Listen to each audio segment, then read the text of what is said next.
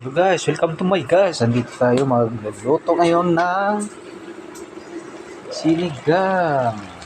Sinigang na baboy guys. Masarap.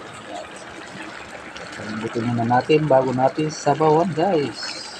Sinigang sa kamatis. Bagong recipe, sinigang sa kamatis guys. Ayan. Tapos siyempre di mawala yung gulay, lepas gulay. Ang pichay baw. Ang pichay baw. May sinabawan na gulay. Ang pichay baw. Okay, guys. Ang pichay baw.